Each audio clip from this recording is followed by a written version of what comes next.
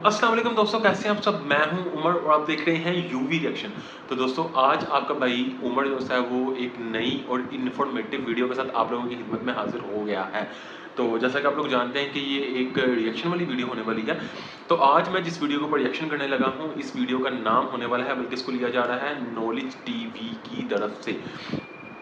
तो इस वीडियो के ऊपर जिसके ऊपर आपका भाई रिएक्शन करने जा रहा है, ये होने वाली है, इसका नाम होने वाला है चंद्रयान-3 नॉलेज टीवी हिंदी। इसके ऊपर हिंदी में कुछ लिखा हुआ है, उसका मुझे आइडिया नहीं है कि उसमें क्या लिखा हुआ है। तो जैसा कि मैं जानता हूँ कि चंद्रयान-1 चंद्रयान-2 ये 2 मिशन थे, इसमें से आई थिंक कोई भी सक्सेसफुल नहीं हुआ। तो आई होप सो कि चंद्रयान-3 जो है वो सक्सेसफुल हो जाए। तो लेट्स सी, देखते हैं, क्योंकि ये चांद के ऊपर लैंड करने की इंडिया की तीसरी अटेम्प्ट होने वाली है। तो लेट्स सी क्या बनता है, होप फॉर द बेस्ट। क्योंकि ज़ाहिर बात है, जब आप इतनी मेहनत करते हैं तो आपकी कोशिश यही होती है कि आपको जो से उसके रिजल्ट्स हैं, मतलब उसके जो से आउटकम्स हैं वो पॉजिटिव ही मिलें। तो इतनी मेहनत के बाद अगर मैं भी कोई काम करूँगा तो मेरी कोशिश भी यही होगी कि जो मैं कर रहा हूँ उसमें मुझे कामयाबी हासिल हो जाए। तो होप फॉर द बेस्ट दुआ करनी चाहिए अपने मतलब के काम के लिए, अपने मिशंस के लिए, ताकि आपको उसके आउटकम्स मिल सकें। ज़ाहिर बात है, जब आप इतनी मेहनत करते हैं उसके रिजल्ट मिलेंगे तो आपको उतनी ही ज़्यादा खुशी होगी। तो चलें आए बढ़ते हैं इस वीडियो की तरफ, शुरुआत करेंगे एज यूजुअल बातें। पर इस वीडियो के ऊपर जाने से पहले अगर आपने अभी तक आपके इस भाई के चैनल को सब्सक्राइब नहीं किया तो सबसे पहले मेरे इस चैनल को सब्सक्राइब कर लें और देन हम स्टार्ट करते हैं आज के इस रिएक्शन को। तो चलें जी, let's jump to the video, start. चंद्रयान-3 जल्द इतिहास रचने वाला है। अब की बार अच्छा जी। भारत चांद को मुट्ठी में कर ही लेगा।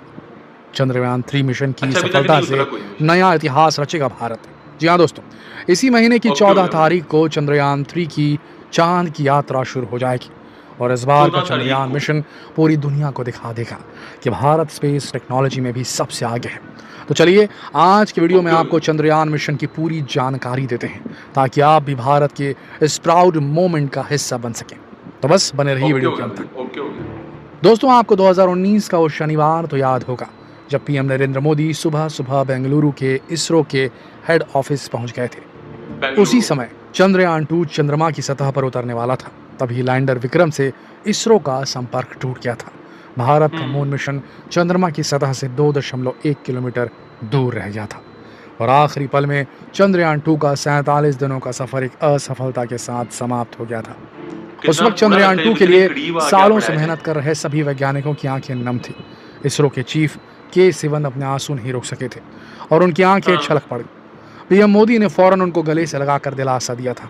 ये बेहद ही भावुक पल था।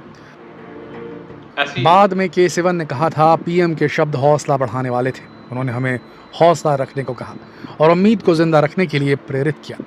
इसरो एक बार फिर चांद को छूने के ख्वाब सजाने लग गया है और अब उन सपनों के साकार होने का वक्त आ गया, क्योंकि 14 जुलाई 2023 को इसरो 2:35 में आंध्र प्रदेश के श्रीहरिकोटा स्थित सतीश धवन स्पेस सेंटर से स्पेसशिप चंद्रयान-3 लॉन्च करेगा। चंद्रयान-3 23 या 24 अगस्त को चंद्रमा की सतह पर सॉफ्ट लैंडिंग की कोशिश करेगा। चंद्रयान चांद पर जाने के लिए पूरी तरह से तैयार है। इसे कुछ दिन पहले ही लॉन्चिंग व्हीकल LVM-3 में फिट किया जा चुका है। चंद्रयान-3 का मतलब कुल फिट बजट कर दिया है। 651 करोड़ रुपए के आसपास है। अगर चंद्रयान-3 का 651 लैंडर करोड़। चांद पर उतरने में सफल होता है तो भारत ऐसा करने वाला चौथा देश बन जाएगा। इससे पहले अमेरिका, रूस और चीन चंद्रमा पर अपने स्पेसक्राफ्ट 3 उतार मुल्क जा चुके चुके हैं। हैं, 3। प्रत्येक भारतीय के साथ पूरी दुनिया की इंडिया निगाहें चौथा इस होगा। मिशन पर टिकी हैं, क्योंकि इससे पहले भारत का चंद्रयान-2 अपनी सफलता से केवल कुछ समय पहले ही असफल हो गया था। इसीलिए इस हाँ, बार बिल्कुल थोड़ा। इसरो के पास गलती की गुंजाइश बिल्कुल सा नहीं रह है। गया था। इसरो ने चंद्रयान-2 के समय की गई गलतियों से सबक लेते हुए चंद्रयान-3 में सुधार की पूरी कोशिश की है। चंद्रयान-3 चंद्रमा पर पता करेगा कि वहाँ का तापमान कैसा है, सतह पर भूकंप कैसे आते हैं, कितने आते हैं, वहाँ प्लाज्मा एनवायरनमेंट कैसा है और वहाँ की मिट्टी में कौन से तत्व हैं।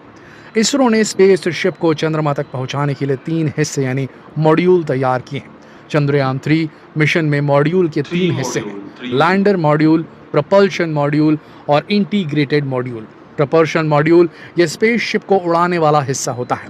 ये एक बॉक्स के जैसा स्ट्रक्चर है जिसकी एक तरफ ऊर्जा के लिए सोलर पैनल्स लगे हुए हैं। ये ऑर्बिटर की तरह ही चांद के चक्कर लगाएगा और लैंडर और इसरो के बीच कम्युनिकेशन के लिए रिले का काम करेगा।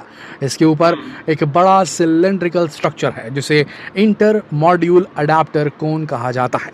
यह लैंडर को माउंट करेगी। इसके बाद आते हैं लैंडर मॉड्यूल पर। यह स्पेस शिप को चांद पर लैंड करवाने वाला हिस्सा है। इसमें 4 पैर भी होते हैं और इसमें लैंडिंग थ्रस्टर होगा जो कि इसे ठीक से लैंड करने में मदद करेगा। लैंडर का वजन 7,552 किलोग्राम है। रोवर ये भी एक इम्पोर्टेंट मॉड्यूल है। ये चंद्रमा पर घूमकर जानकारी कलेक्ट करने वाला हिस्सा है। इसका वजन 26 किलोग्राम रखा गया है। इसके साइड में सोलर पैनल लगे होंगे जो कि इसे काम करने के लिए एनर्जी प्रदान करेंगे। चंद्रयान 2 में इन तीनों के अलावा एक हिस्सा और था जिसे ऑर्बिटर कहा जाता है। उसे इस बार नहीं भेजा जा रहा है। चंद्रयान 2 का ऑर्बिटर पहले से ही चंद्रमा के चक्कर काट रहा है। अब इसरो इसका इस्तेमाल चंद्रयान 3 में करेगा। दोस्तों, चंद्रयान 3 की सफल लैंडिंग के लिए इस बार लैंडर में कई सारे सेंसर्स का इस्तेमाल किया गया है जो कि उसे सतह पर किसी भी रुकावट से टकराए बिना लैंड करने में मदद करेगा। अगर यहाँ किसी एक सेंसर में ग्लिच आता है तो दूसरा सेंसर तुरंत उसकी जगह ले लेगा। इसकी ऊंचाई को कंट्रोल करने के लिए रिएक्शन व्हीकल्स का इस्तेमाल किया गया है। इसमें कम्युनिकेशन के लिए एक्स बैंड एंटीना का इस्तेमाल किया गया है। दोस्तों, चंद्रयान 3 चंद्रमा के दक्षिणी ध्रुव पर उतरेगा, लेकिन यहाँ लैंडिंग करना काफ़ी मुश्किल है। चंद्रयान 2 भी यहीं जाने की कोशिश में फेल हुआ था। यहाँ चांद की सतह में काफ़ी क्रेटर्स हैं और यहाँ लैंडिंग के लिए समतल सतह ढूंढना काफ़ी मुश्किल है। इसलिए किसी भी वक्त लैंडर के फिसलने और नष्ट होने का खतरा बना रहता है।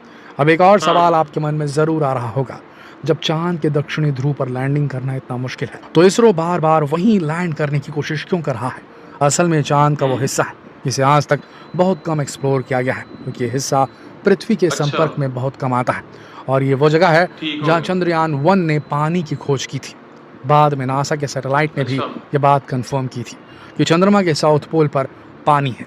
यहाँ कई ऐसे क्रेटर्स हैं जिन पर कभी सूरज की रोशनी नहीं पड़ती, जिस वजह से ये सूरज के रेडिएशन से बचे रहते हैं और यही कारण है कि यहाँ जीवन के अंश भी मिल सकते हैं और एक बहुत बड़ी खोज होगी अगर हुई तो। इसीलिए चंद्रयान 3 को भी चांद के इसी हिस्से पर लैंड किए जाने की कोशिश की जाएगी। चंद्रयान 2 भी यहीं लैंड करने की कोशिश कर रहा था, लेकिन उसका वो काम हो नहीं पाया था। चंद्रयान 3 के लैंडर का नाम विक्रम ही होगा, जो भारतीय अंतरिक्ष कार्यक्रम के जनक विक्रम साराभाई के नाम पर रखा गया है। इसके रोवर का नाम प्रज्ञान होगा। ये रोवर बिल्कुल चंद्रयान 2 की तरह ही चांद की सतह पर उतार दिया जाएगा। ये 6 पहियों वाला एक आयताकार रोवर होगा। इसमें कई सारे नेविगेशन कैमरास होंगे, जिसमें एनर्जी के लिए सोलर पैनल और कम्युनिकेशन के लिए एंटीनास भी मौजूद होंगे। रोवर पहले लैंडर को डेटा ट्रांसमिट करेगा, इसके बाद लैंडर प्रोपल्शन मॉड्यूल को डेटा भेजेगा और इसके बाद ये डेटा इसरो तक पहुंच जाएगा। लैंडर में एक और इंस्ट्रूमेंट मौजूद है जिसका नाम है चंद्र सरफेस थर्मोफिजिकल एक्सपेरिमेंट। ये चांद की सतह की थर्मल प्रॉपर्टीज़ की जांच करेगा। इसके अलावा इसमें the instrument for lunar साइस्मिक activity भी लगा है। ये इंस्ट्रूमेंट चांद पर होने वाली भूकंपीय घटनाओं के बारे में जांच करेगा। इसके साथ ही इसमें radio anatomy of moon bound hyper sensitive ionosphere in atmosphere Rambha नाम का एक ऐसा इंस्ट्रूमेंट है जो चांद के वातावरण में गैसों और प्लाज्मा की जांच करेगा। लैंडर में पैसिव लेजर रेट्रो रिफ्लेक्टर अरे भी मौजूद है। ये इंस्ट्रूमेंट इसरो को नासा की तरफ से मिला है। ये चांद और सूरज के बीच की सही दूरी नापने के लिए लगाया गया है। इसके अलावा लैंडिंग साइट की सतह को जांचने के लिए भी इसमें अल्फा पार्टिकल एक्सरे स्पेक्ट्रोमीटर और लेजर इंड्यूस्ड ब्रेकडाउन स्पेक्ट्रोस्कोप लगाए गए हैं। इस बार इस मिशन में एक और ऐसे इंस्ट्रूमेंट का इस्तेमाल किया गया है जो कि चांद की सतह पर रहकर पृथ्वी की जांच करेगा। इसका नाम है the spectropolarimeter of habitable planet earth. Shape नाम दिया गया इसे शॉर्ट फॉर्म में। लैंडर चांद पर एक लूनर दिन तक रहेगा। एक लूनर दिन धरती के 14 दिनों के बराबर होता है। चंद्रयान 3 के लैंडर की चांद की सतह पर लैंडिंग के लिए ज़रूरी है कि वहाँ सूरज निकला हो। लैंडर के लिए सनलाइट ज़रूरी है। चांद पर 14 से 15 दिन सूरज निकलता है और बाकी 14-15 दिन सूरज नहीं निकलता। अच्छा, 14 दिन। दोस्तों, कुल मिलाकर चंद्रयान 3 का लक्ष्य है वो डेटा कलेक्ट करना जिससे हम चांद पर मानव बस्ती बसाने की अपनी कोशिश को एक और कदम उस तरफ बढ़ सकते हैं। अच्छा, ये जानकारी आपको कैसी लगी हमें कमेंट सेक्शन में ज़रूर बताएं और हाँ, वीडियो को लाइक और शेयर करना बिल्कुल ना भूलें। जल्द मिलते हैं आपसे अगली वीडियो में। तब तक के लिए आप सबका इस वीडियो के अंत तक बने रहने के लिए दिल से धन्यवाद। अच्छा जी भाई, तो that's what it for today reaction. ये आपके भाई का रिएक्शन था आज की इस वीडियो के ऊपर, जिसमें चंद्रयान 3 के बारे में कुछ डिटेल हमसे शेयर की गई हैं। वो डिटेल इस तरह से शेयर की गई हैं कि जैसे उन्होंने बताया कि चंद्रयान 1 और चंद्रयान 2 जो से हैं वो लैंड नहीं कर सके। आई थिंक चंद्रयान 1 जो है वो उसकी सरफेस के इर्द गिर्द घूम रहा है चांद की, और जो 2 था वो डिस्ट्रॉय हो गया था ऑलमोस्ट 2 किलोमीटर के करीब करीब ना, वो डिस्ट्रॉय हो गया था। अब इसकी मुझे नॉलेज नहीं पता, और ना कि मैं कोई साइंटिस्ट हूँ जो मैं इस चीज़ को इतना मतलब कि समझ सकूँ, मुझे इसका आइडिया नहीं है। पर मुझे इंटरेस्ट है इस चीज़ के बारे में जानने में, पर मैं कोई इतना हैवी नॉलेज इस बारे में नहीं रखता। तो इसके बाद उन्होंने बताया कि चंद्रयान 3 जिस जगह पे उतरने की कोशिश कर रहा है, उसी जगह पे चंद्रयान 2 भी उतरने की कोशिश कर रहा था, पर वो उतरने में कामयाब नहीं हो सका था। पर वो कहते हैं कि जिस जगह पे उतरने की कोशिश कर रहा है ना चंद्रयान, उस जगह पे चंद्रयान 1 ने जो है कुछ पानी की तस्वीरें खींची हैं, मतलब कि उस जगह पे पानी के सोर्सेज मौजूद हैं। तो चंद्रयान 2 उस जगह पे उतरने की कोशिश कर रहा था ताकि वो जाके उसकी मतलब जांच कर सके। तो अब जिस हिस्से में उतरना चाह रहे हैं ना, मतलब कि इसरो वाले जिस हिस्से में उतारना चाह रहे हैं इसको, क्या नाम है, चंद्रयान को, तो वो इसलिए उतारना चाह रहे हैं, वो कह रहे हैं कि ये हिस्सा जो है ना चांद का छुपा हुआ है, इस जगह पे कोई भी इतनी खास रिसर्च नहीं की गई, इसलिए वो चाहते हैं कि वो यहाँ पे उतर के और कुछ फ्रेश कलेक्शंस कर सकें, ताकि जो है ना उनको कुछ नई चीज़ें पता चल सकें। मे भी हो सकता है कि जिस हिस्से में सूरज की रोशनी नहीं पड़ती उस हिस्से में कोई जीवन के आसार नज़र आए, क्योंकि ज़िंदगी नज़र आए। तो ये आपके भाई का रिएक्शन था चंद्रयान 3 के ऊपर। आपको ये रिएक्शन कैसा लगा आप मुझे कमेंट बॉक्स में बता सकते हैं। तो दैट्स फॉर टुडे रिएक्शन, और ये आपके भाई का रिएक्शन था। दोबारा मुलाकात होगी ऐसी किसी मज़े की वीडियो के साथ, तब तक के लिए अपना बहुत ज़्यादा ख्याल रखें। Stay safe, keep smiling and खुदा हाफिज़।